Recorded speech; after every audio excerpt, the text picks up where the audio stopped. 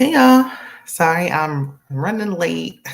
Listen, it's a school night. I had to get the kids ready for bed, so running behind. But if you're here, drop down in the chat. Let me know you stopped by. I wasn't going to talk about these two things, but I said, you know what? Since there's nothing on TV, this gives us something to talk about. So, let's just go ahead and do it. It's Real Housewives of Potomac, which I have not covered in a few seasons. It's been a while.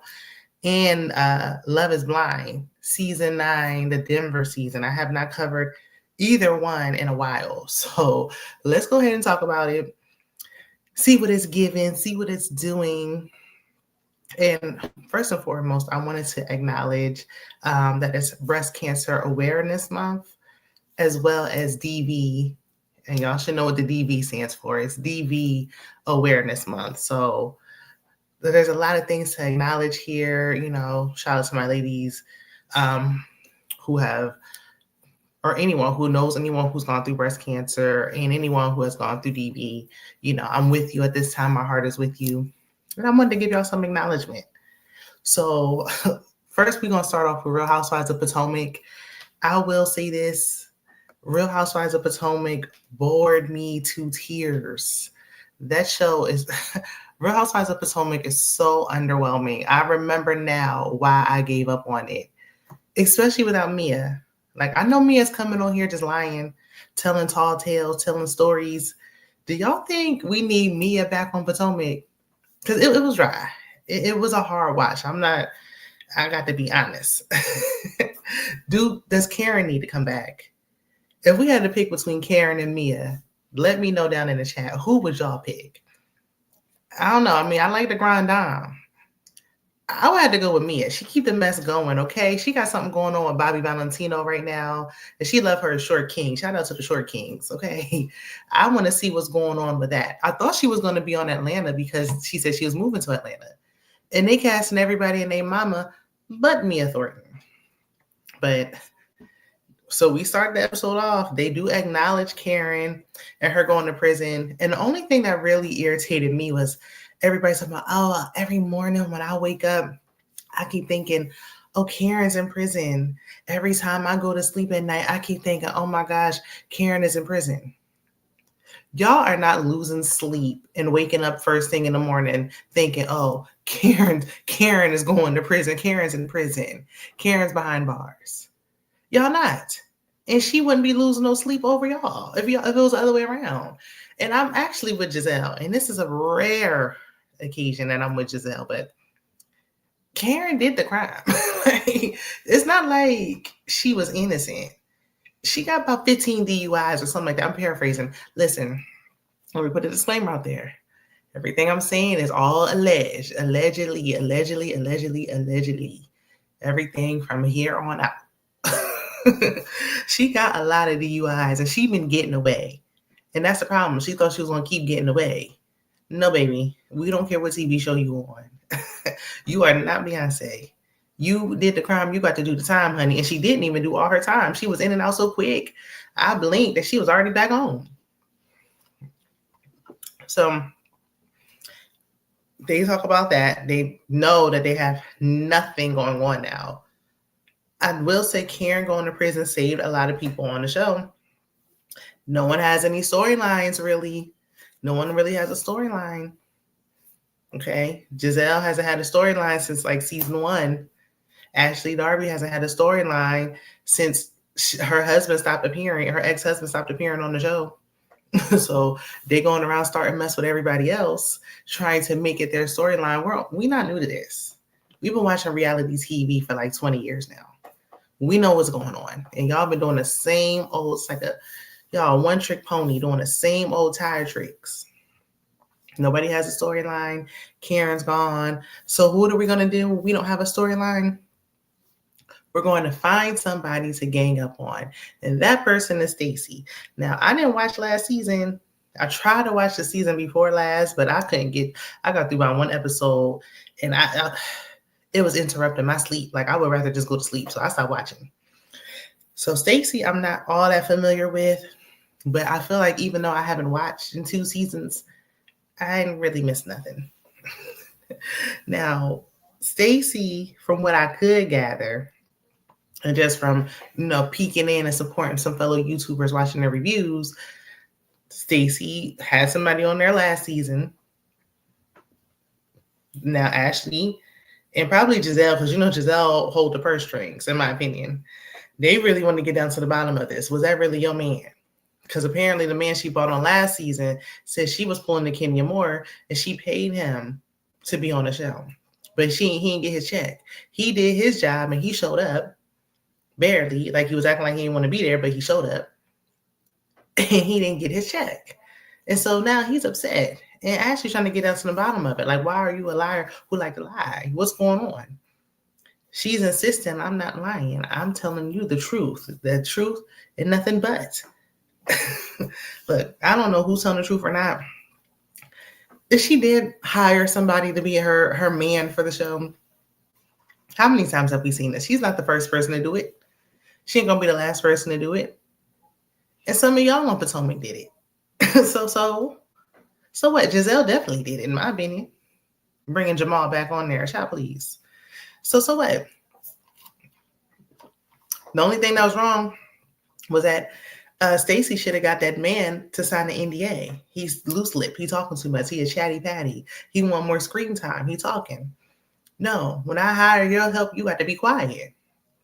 If she hired him to act like he's her man, then he needs to be quiet and act like he's her man. So, but my thing is them picking on Stacy, acting like we had some school cafeteria and they just bullying somebody. I didn't like it. I don't like it. And I see they just doing the same old thing. I will say congrats to Eddie. Happy Eddie is expanding. Okay, shout out to Happy Eddie. If you partake and you're in the DMV area or the Tri-State area, because he said he's moving up to Jersey, be sure to support Happy Eddie, okay? Hey, Bertha. Thanks for stopping by. We're just getting into Real Housewives of Potomac, and then we'll move on over to Love is Blind. Look, let me share my screen so y'all know exactly who I'm talking about. Because I'm just talking. Y'all like, what show are we on? Potomac. Ooh, that's snooze fest. Plus, this will help me remember who these people are. Like I said, I haven't watched in about 2 seasons. Okay, there we go. Ooh, but now my screen, okay, it looks right. As long as it looks right to y'all. So, Kiarna. I think I'm saying that right. Kiarna. Now, she's very pretty. Her mom came on the show. She was talking about her relationship with her ex-boyfriend, I'm assuming. I don't know. I think they had ex-husband up there. I don't know if that was her ex-husband or, her ex-fiance. I don't know what was going on. But her ex was on there. Apparently, last year, she was on there saying she didn't feel supported. She didn't, feel like he was really wanting to be on camera. He wasn't supporting her like that. But when I felt her, like, I was like, you know what? I don't really know the background, but I felt her on that. Being with somebody who's not supportive can definitely discourage you. You don't want to be with someone and you don't feel like they're supporting you. So definitely felt her on that. But then she lost me with this one-sided beef with Wendy. Because what are we doing? Why are we doing it? Why are we having a one-sided beef with Wendy? I don't know if this is working right. Because I try to share my screen. Okay. I see it on my phone. Looks like it is. Bertha said, okay, I don't watch RHOP, so I'll catch up with your commentary. Okay, no worries. Look, I didn't want to watch it either. And I don't know if I'm going to talk about it after today. So we might not talk about it ever again. I definitely understand because it is not all that interesting. But yeah, Kiarna's one-sided beef, very strange to me. When she said at the end of the episode, Wendy was presenting or she was on stage or doing something, and she felt the way that Wendy didn't stop in the middle of what she was doing to wave to her. I said, oh no. This ain't my type of party. What is this? And it's kind of odd because they had pulled up to Giselle's house earlier in the episode in Wendy's Range Rover. So they rode together. So I thought it was cool. I don't know. I had to dig into some more. Maybe if I feel like it, listen to some reviews from last season to see what all's going on. So then we go back to Stacey. Stacey's the main character, apparently. She's giving main character energy. And she rekindled with her alleged ex-husband because she claims she's legally divorced. But Ashley said, I don't see no divorce decree. I was looking and I didn't see any divorce paperwork anywhere, not in Virginia. And it's like, if they have multiple homes, she could have got divorced in another state. That don't really mean nothing. They could have got it sealed depending on the state. I don't know. But she said she rekindled with her ex-husband. They got back together. They were, saying, oh, let's go on a Christmas trip for our child. And then while they were there, they were like, oh, you know what? We want our family back. Sometimes, people got to break up to get back together. It don't seem like they really broke up. And I feel like for all this, if you hired a man to come on last season, you might as well have just had your husband come on last season. Now, he looked very tight-lipped and like no nonsense. He seemed like he just didn't want to be there. But he showed up. Now, the word around the curve is that her breath stinks. I'm like, why y'all keep saying this lady breath stink? Are you just bullying her or does her breath stink? It's very childish. It's very childish. Like, it's so bad. I don't know what's going on. But that was Real Housewives of Potomac. That's what I gathered from it. Bertha said, that's fine by me. I'm tired of these grown women acting and arguing. Exactly. Bad acting at that. The acting is awful. Yes, Bertha. She actually said she went and she searched the database for Virginia and didn't see any divorce decree for this cast member. And I'm like, what do you have going on, Ashley? Don't you have 2 young sons to tend to that you sit up there worrying about someone else? Very strange, very, very weird, odd behavior for me. Very strange. But that's all I have for Real Housewives of Potomac. I mean, for it to be a premiere episode, very lackluster. It's giving like what a filler episode should be given. But let's get on to what we really want to come here for, and that is Love is Blind, Denver, Colorado. Okay. Love is Blind is it's giving a little something. Y'all let me know down in the replay gang. Let me know as well what you think of the Denver season while I get these people pulled up. I'm like, this can't be real. This cannot be real because the cast they hired, like these are clearly, these must be hired actors. These people are not, look, I know we're 9 seasons in. Everybody's aware of the show. Most people aren't looking for love. They're looking for fame. But people aren't even trying to like hide it. They're not even discreet. Bertha said, why would she want to check the status of her divorce decree? Oh, I think I read that earlier. And that's crazy. It is crazy. Now I got these people pulled up and we can go real quickly, couple by couple.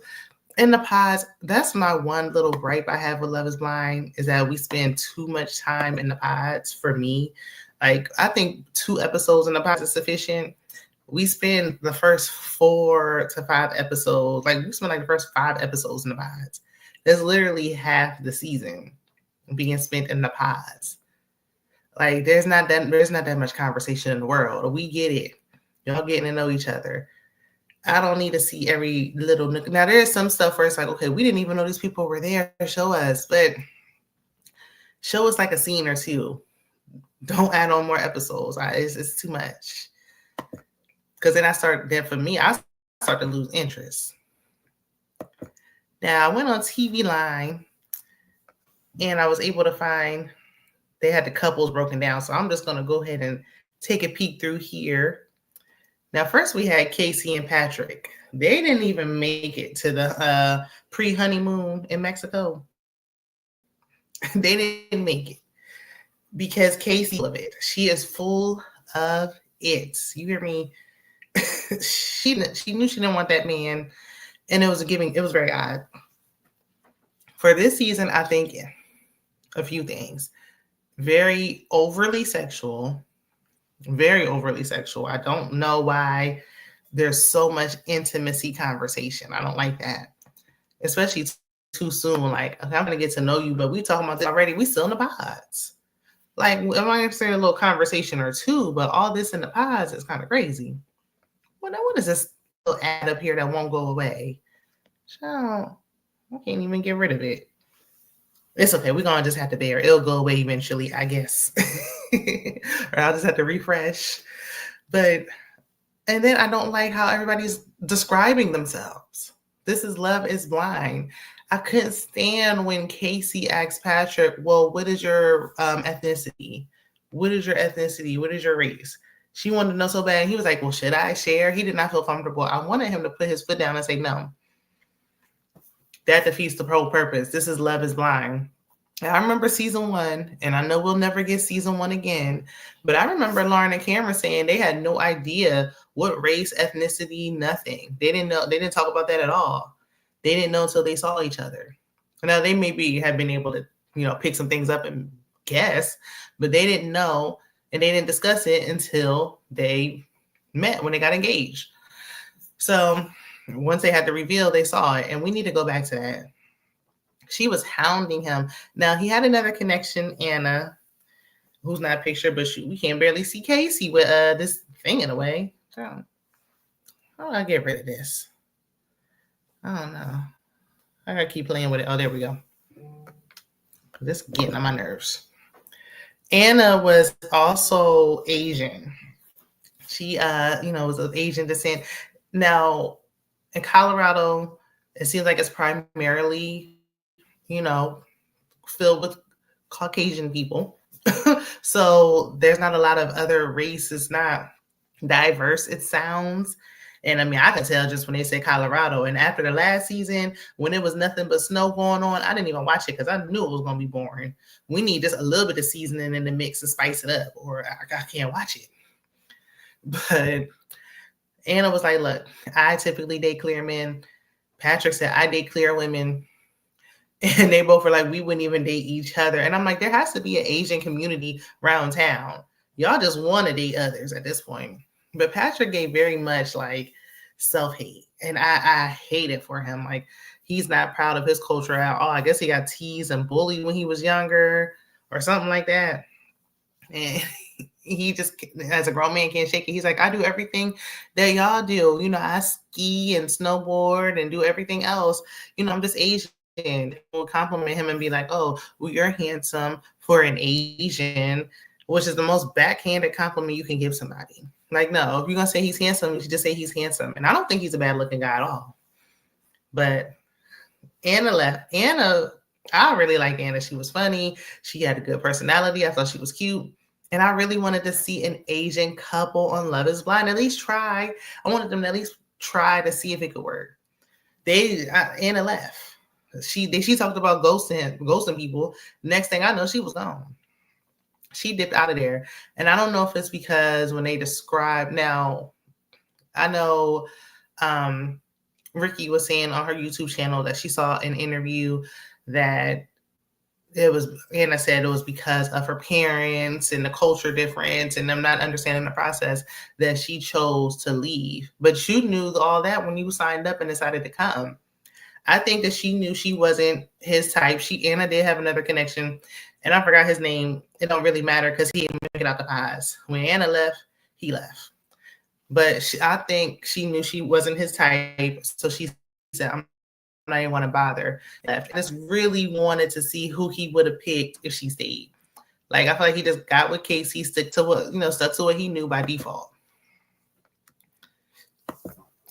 Let me see.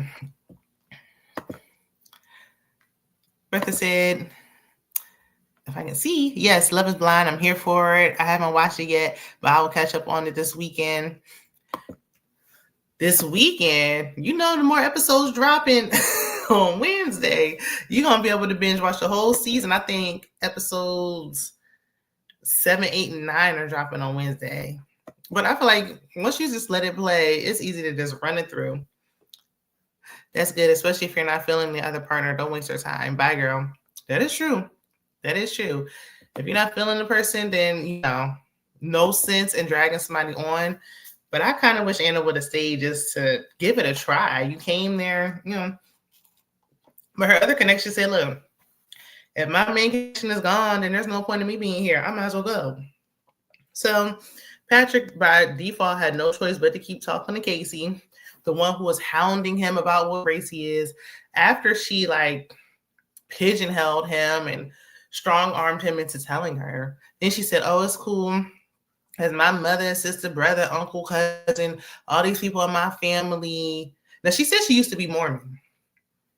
And I don't know too much about them, but I know that there was a little show about these wives of Mormon men. And I was like, ooh, maybe that's why she used to be. I don't know. Then she made some comment about her dad singing in Korea when he was in the army. Like, what did that was before he even told her what his ethnicity was. So it was like, why did you feel the need to share that?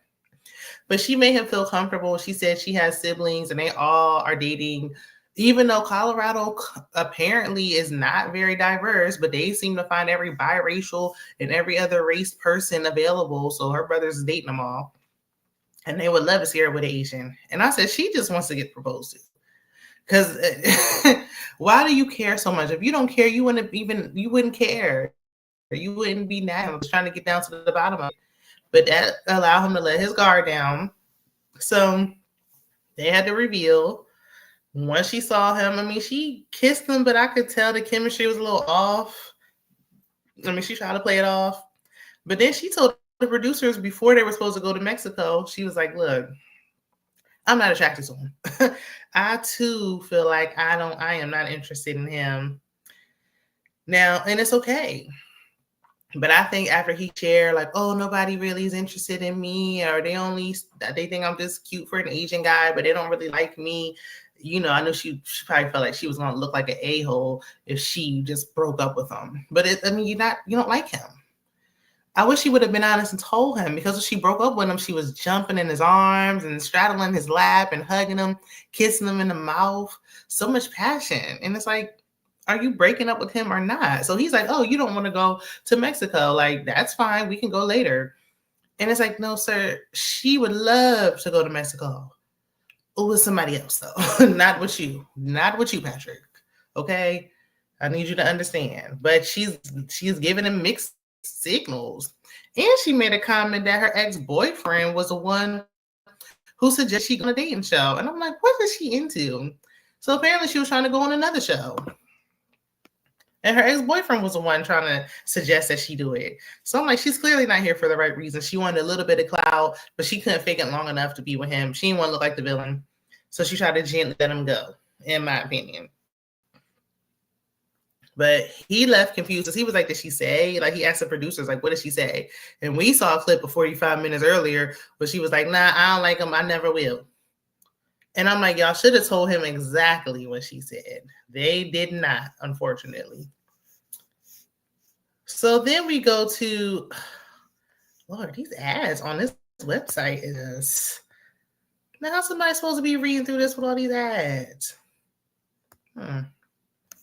Sorry, y'all. Okay, so now we got, I don't want to mess her name up. KB and Edmund. Child, this couple is a mess. This the one who we all saw the preview where he said this grown man said that he likes to eat his boogers. Just even repeating that back makes me want to vomit. It's disgusting. Yes, it's like sometimes it's better to say the episodes and binge watch them all the way through. It depends on what I'm watching. But this one is like, especially with all those pod episodes, if they would have dropped a whole season like they used to do, I would have skipped past the pod episodes and went straight to Mexico. Yeah, she just wants 15 minutes of fame. All of them do, but You don't gotta be so obvious. Like, at least try to be a little more discreet. So, I mean, I don't know. Just her speaking to him in the pause, just his voice alone, I don't think I could do it. Because it just sounds, he speaks like a child. He acts like a child. Now, we understand his background. He said he was in foster care and he had a strained relationship with his parents. And that's probably why his growth was stunted. There's a lot of speculation about him. Is it because of trauma from his childhood? Is he on the spectrum? No one knows. He hasn't come out and said anything. They saw fit that he be on the show. Well, all I know is I don't think the man, the stuff he's doing is the eating the boogers and telling, not only did you do it, but then you told everybody. And look at him, taking that same nasty mouth and just kissing her all in the lips. Then there was one point where he was kissing the ground. I'm talking about kissing the ground, making out, tonguing the ground down, the literal floor, the ground, where everybody's walking with their shoes and their bare feet and dropping crumbs and all types of got camera crew. Everybody just walking all up and through there. And he's taking his mouth and kissing the floor. Like, they was like, the guy's like, okay, your immune system must be, must be immaculate. Okay, because what are you doing? He probably didn't even wash his face afterwards, took that same mouth, and now he's kissing this poor woman on the mouth. I know when she's washing this back, I don't even know how I would react. I would go off after seeing that. And then you kissed me on my mouth. But they did have, when he was sharing his background, she's very empathetic. She did show a lot of empathy with him. And he didn't mind opening up to her when it came to his background. She shared that she has a strength, because he said he's forgiven his biological mother and is trying to build a relationship with her because that's still his mom at the end of the day. She said that she has a strained relationship with her father and she hasn't forgiven him. So they do have, the family dynamic in common. She's a social worker, and it may be because of that strained relationship with her father why she went into social work. She got degrees. He's a realtor. I don't know how he's a realtor. I gotta see this for myself. I gotta see him in action. So I gotta see it to believe it. But he said he's a realtor. So he said he's a realtor. He said everybody named Mama, especially during, the early 2020s. I feel like even I was about to get my real estate license. Everybody was doing it. But anyway, so they sharing, they was getting to know each other. They were good. Even when he proposed to her, though, he was like, "Will you marry me, pretty please?" And I'm like, "Oof, no, baby." Now he's 28, and I think she's 27 or 29 or something. They're in their like late 20s. So it's like, at that age, why are you talking to me like you're a child? Pretty please. There was another person who got on my nerves too, though. Was it Patrick? Somebody was getting on my nerves when they proposed. I'm getting down on one knee now. Okay, I'm on my right knee. I'm like, just shut up and propose. What is all this? We don't need no play-by-play. So these two, KB and Edmund, they like what they see. They're attracted to each other. They're happy. They're satisfied and content. They get to Mexico. He found out her shoe size and got her sneakers and her size. And very thoughtful. Very nice, but there's nothing he can do to win me over. After I saw him kiss the floor, I wouldn't have even walked on that floor with my bare feet. There's nothing he can do to win me over. Nothing. But they're there, and they were getting along fine. She did catch him off guard when she started taking off her makeup and her eyelash strips and stuff. But the main thing with these two that everybody's talking about, first of all, they got around the other couples. All the other couples, by the time they got around them, all the other couples said, they, were intimate. They consummated their engagement. They did the grown up. Everybody but these two. So KB tells him, because she was like, how do you feel? They went back into the room. They were talking alone. And she was like, how do you feel about everybody else being intimate, physically intimate, aside from us? And he was like, everybody? I didn't know everybody was. We the only ones? I'm the only one not getting none? I'm the only one not getting that cat, and I'm your fiance? Mind you, they met like 2 days before. Like y'all been talking in the pods for a couple of days, but they literally just met in person just a few days prior. Like this whole ordeal is crazy. I know this is a accelerated process, and it feels like probably like more time has passed than actually has. She's not obligated to give you the cookie until she's ready. And she's saying, like, I want to save it. It's only 4 weeks. I want to wait and do it right and really consummate the marriage.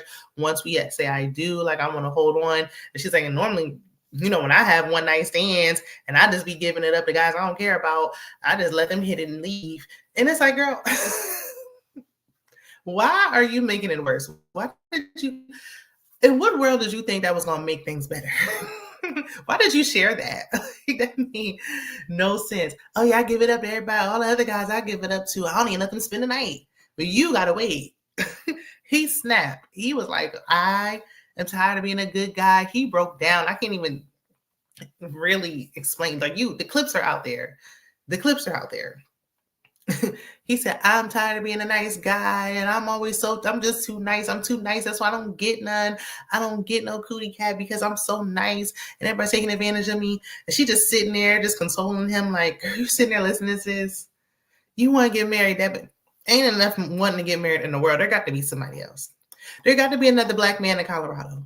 It has to be, because y'all there. So there's got to be some more people. Crying because he didn't get none was a nasty word. And he been crying and whining and having tantrums and acting kitty the whole time. That, for me, it's a no for me. It's a no for me. So let me see. Let me see what Bertha's saying, because she's been rocking with me, and I appreciate you. Ain't no way I would have kissed and ate after him knowing that. I know, but poor thing, she don't even know. She in this moment when this is going on, she don't even know he did all that. And the guys was wrong for not telling her.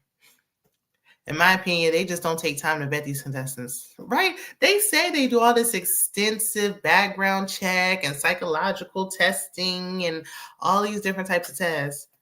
And then we watch the show and this is what we see. So it's like, y'all doing all this testing to what? See who really shouldn't be on here? That's who you want to pick? They want the most, outlandish people so they can make a show. Clearly, we have gone past trying to find love connections, and they just picking people for their personality.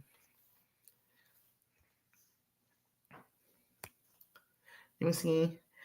That's unusual for them to consummate so early in the show, or am I thinking Married at First Sight? Probably Married at First Sight when they actually get married.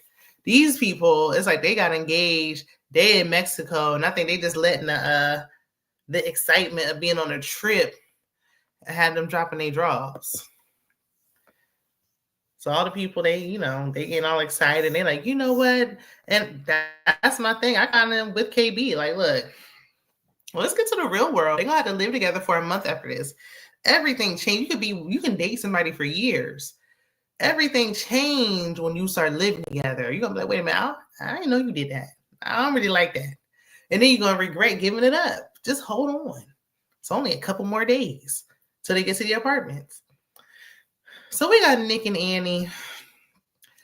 Child, this whole time I thought Annie was Casey. I thought Annie and Casey was the same person. I didn't even it took me a minute to realize they weren't the same person. I thought they were the same person for a while.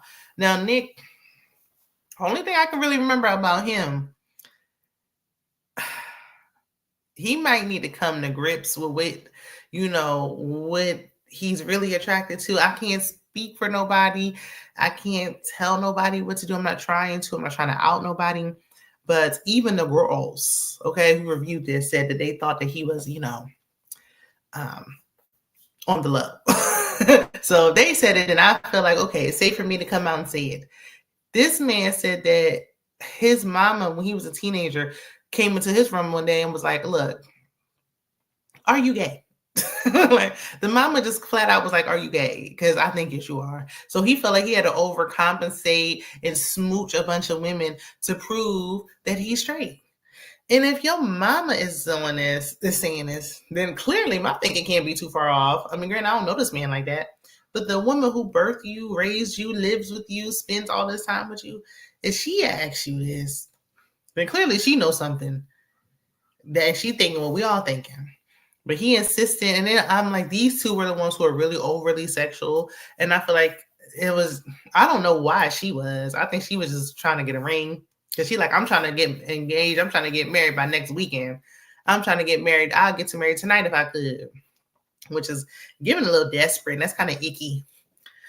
But him, I'm like, first of all, he wants to prove that he's straight, and then all these little sexual innuendos and these jokes.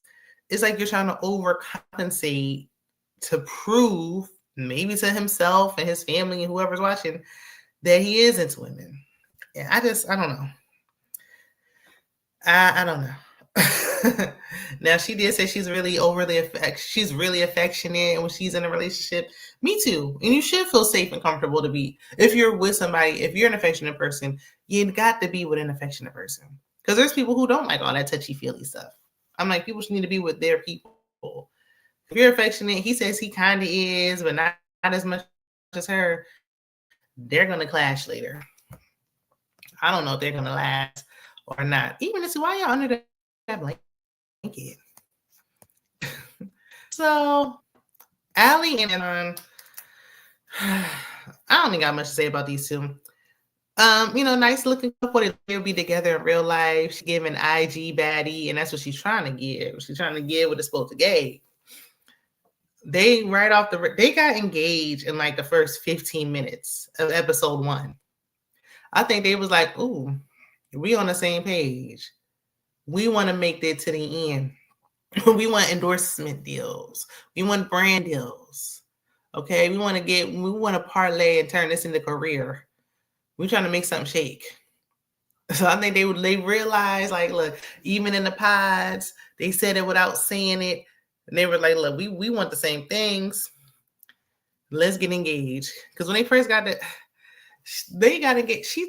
Right before he proposed, she told a story about how she thought she had a dream that he got locked up, even though she didn't know him yet. She went with his mom to bail him out of prison. And it's like, girl, what are you talking about? And then after that, it was like, oh, well, will you marry me? Like, you so much. Like, this is strange. Okay, this is what's going on in Colorado. I don't ever need to go there ever. Now they too were up there talking about how they're I think they're immigrants, or maybe their family has like they were really in it too. Like, he's Russian and she's from Brazil, and it's like, I guess love ain't blind as much as you talking like. Now she did make a comment when they went to Mexico. He said something about, I forgot what she said, but she was saying something about spending money. And he was like, I can't afford to after that $5,000 ring I just got you. And I'm like, I could have sworn Love is Blind paid for the rings. I could have sworn. I don't know if something changed and the budget was tight with this economy and they make them come out of pocket. I don't know. But she was like, at $5,000, yuck. It should have been 10. So then he's like, wait, you with the wrong man. Like, I ain't got it like that. And she was like, $10,000 for an act of love for the future mother of your children. And it's like, lady, y'all only been talking for a week. Like, please. Y'all ain't been dating for years. And now he's showing this appreciation. And if you love him, like $5,000, you can get a nice ring for $5,000. Like, not too much. Some people's entire wedding costs $5,000. But I'm like, she about to run his pockets dry. You hear me? They better hope it turns into some endorsement deals. Now, speaking of money, Sparkle Megan and Jordan. Well, let me see the comments. Because Sparkle Megan, first of all, the fact that she was calling herself Sparkle Megan. Yeah, with Nick, mother, she knows. She asked him. I guess she ain't pushed the issue no more when he told her no, but she know. See, they're in it for what they can get from profiting off the show. And that's why the show kind of lost its luster for me. Like, it's never gonna, none of these shows are ever gonna be what they were in the beginning when it was new, but it's like so obvious that they're on there just for the fame. That it's like it takes away some of the enjoyment. I thought they paid for the rings too because they actually do a commercial for the jewelry. That was Married at First Sight too. And I don't know if they still do that. They were doing that them James Allen commercials. But Married at First Sight and Love is Blind are with the same like production company, I believe. So close enough. I wonder if, because now Married at First Sight is coming back on Peacock this month, I believe.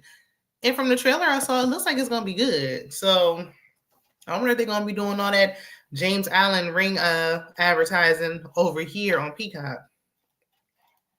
But they're going to drop a whole bunch of episodes too. Like the first 4 episodes, they're not going to drag it on for 35 weeks like they did over there on Lifetime. They giving you 1 month worth of episodes like Love is Blind and they done. Now, Sparkle, Megan, and Jordan. Sparkle Megan had a love triangle. Because it was him, her, and some guy, Mike. Now, Mike on paper was her normal type. You know, Sparkle Megan basically told these men she got money when she shouldn't have never done. She should have played it cool and act like she didn't and let them speak for themselves. But she wanted to see they had money too. Because she also was like, I like traditional roles. And then when the men said, do you want to do traditional stuff like cook and clean? She was like, hey, watch it now. Wait a minute. I ain't say all that. And it's like, do you want to be traditional or not, Megan? But she said she got like bling, and she told everybody the first episode, everybody she met with, they call me Sparkle Megan. And it's like, girl, you're like 35. Like, what are you talking about? What's going on? Why are they calling you Sparkle Megan? Tell them to stop calling you that. You're a grown woman talking about calling me Sparkle Megan. Girl, no. But Jordan, the one she's with, he said that he had like a 2013 Kia Rio or something crazy. And she was like, I don't know about that. It's giving brokey. She did not like that. The other guy claimed he had all this money. Now, the streets was talking, and apparently he wasn't paying his employees and all types of stuff. So maybe she dodged a bullet, not picking the other guy. But the other guy, Mike, he was kind of pushing himself too much. Like, he just thought he had it in the bag. Like, he was like, I can't even believe I'm competing with Jordan. And it's like, y'all kind of look like y'all could be in the same family tree. If you ask me, y'all kind of look similar. Y'all favor a little bit. But because he just knew he had it. He was like, look, I got money. The other guy's broke. And I got this going on. Now, Jordan has a son. Oh, Lord, let me get this pop-up off of here. Jordan has a son. I forgot how old the little boy was, 5 or something like that. And the son has diabetes. Mike, the other option that she was torn between, and there was another one. The guy who was dating and left early was also another one. So Sparkle Megan had all the boys on the yard, okay? But her father passed away from diabetes. May he rest. And Jordan's son has diabetes. So she felt like, well, maybe it's a sign and all this stuff. I appreciate that the people now are not hiding it like they did a couple seasons back where that one guy, Tyler, was hiding that he had 2 children or had 3 children. Jordan was right off the rip. Like, first, immediately, I have a son. So I'm liking that they're not hiding that they have children anymore. But the boy had diabetes. Now, Mike came on there when they were in their pod date. He was like, yeah, somebody here has a son with diabetes, and I feel like, oh, my friend was pre-diabetic, and all he had to do was change his diet, and it reversed it, and he was good to go. So people need to take their health more seriously. And it's like, you don't know what kind of diabetes a boy has, what caused it, nothing. He apparently didn't even know that her father passed away from it. And she was just like, okay. And I'm just like, ignorance, talking yourself right out of there. And then the other option was acting like he was the prize. Like, no, baby, she's still the prize.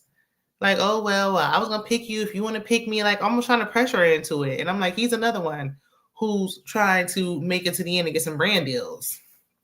Now, Jordan, I got my eye on him too, though. They were laughing. Like, they might, have a little bit more playful banner. But I don't like, and I'm saying this as a mother. I'm a mother. I'm a mamacita, okay? I had children. But I don't like that he was like leading with the son. Like he was leading with him. Like he kept bringing the son up, like almost making it his personality. Like I appreciate that you have, even when he proposed, before he pulled out the ring, he pulled out a picture of the son. And it's like, look, she's trying to get to know you too. So it's a lot to take on trying to get to know you. And you keep talking about the son. Like, what else you got going on outside of the son? Like, yeah, the son's great. You're going to get to know the son. But she need to get to know you too. Especially with him being a single. Then he said he was a single dad. And a lot of people assume like he had custody. It sounds like he co-parent. Like they might share custody with the mom. Because it sounds like he got split custody with the mom. Not like he's just a single father and the mom's not in the picture. I didn't pick that up. But he did say he's dating for two. He's keeping his son in mind. So I appreciate that. But it's like, don't let that be like the only thing you're talking about. And he also mentioned like, oh, when you were talking to the guys back in the wherever they stay, and he was like, yeah, she got money, which is good because I don't have enough money to take care of somebody else. Kids are expensive. And I'm like, wait a minute. He already digging into her pockets. I don't like that. It's not giving protector and provider. KB asked Eddie, whatever, earlier, Boogeyman. She asked him, like, oh, if some man try to grab me, what would you do? And he was like, nothing. And I was like, these men are not giving protectors and providers, okay? Not at all. But Jordan was like, look, I can't afford to be taking care of nobody else. Just me and my son. You pay for yourself. And I said, oh, baby. He also said he got snipped. Now, he said it's reversible, and it is, but that doesn't mean it's going to be successful. And he did tell her there's a small chance that it may not be. Like, how do you feel?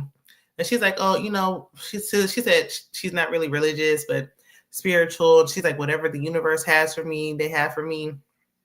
You're already in your mid-30s. You want to make decisions sooner. I know women are having children later in life, but a lot of them were making decisions like around this time of what do you want to do? Do you want to freeze your eggs? Do you want to bet on him and try to see and hope it works? Or I don't know. Because he had on his suit when he met her. He felt like he had to dress to the nines, put on his Sunday's best because, she got money. She's Sparkle Megan. But then when he got to Mexico, he showed her like, oh, I got all these tattoos. And she was like, what do they mean? He's like, most of them don't mean nothing. And I'm like, why do people get a bunch of tattoos that don't mean nothing? And I got tattoos too, but probably my first one is the only one that doesn't mean anything. But when they got there, they were fine until one night he got real drunk and she didn't like that sloppy drunk behavior. She like, you need to know how to act. She already told him like, look, my friend is having a wedding and like she needs one and it's the friend got a $400,000 venue. Mind you, people live in houses, nice homes at that for $400,000. Most people ain't going to no $400,000 wedding. So he like, okay, he said, bling, bling, bling, bling. He said he heard the money, okay, making it rain. Oh, what? Your friends is doing what? I'm like, this is not going to work. Because they just live two different lifestyles. Like it just, y'all might be nice and be able to joke and you might be cool, but I just don't see this working long term. I don't know, especially with him getting drunk because she like, and I don't like nobody. Like it's one thing, I don't mind drinking and having fun, but don't be no sloppy drunk though. Like don't be sloppy with it. But I mean, I guess he was having a good time. He was letting his guard down, but you got to be aware of the cameras and all that stuff. She's worried about obviously how she looks and things. So we'll see when they start living together. Now we have Madison and Joe. And before we get into them, let me make sure I ain't missed nothing. I'm getting my shows mixed up. It's like they almost the same show though. Like same concept. Sparkle isn't her government name. Should have named her Sparkle. That made me think of that Mariah Carey movie. That Mariah Carey movie, Sparkle, got so much flack. She may be jumping straight into motherhood, so he's getting prepared. Yeah, that's true. I think she will be. I don't know. I guess it depends on how much he has a son. And it's like, when you're bringing somebody in, especially somebody you barely know, like, yeah, you're married, she's gonna need help with his son, but it's like you shouldn't have all this expectations that she's just gonna like immediate. She doesn't even have children. She's gonna immediately like jump into that role. You gotta let it be natural. You don't want it to be forced. And that's another reason why I feel like it may not work because she didn't want to be nobody's stepmama. Like you got to really, love your person, and then you might love him and then meet the son and be like, I don't like this child. There's a lot of layers. But Madison and Joe. Now Joe, there's something about Joe for me.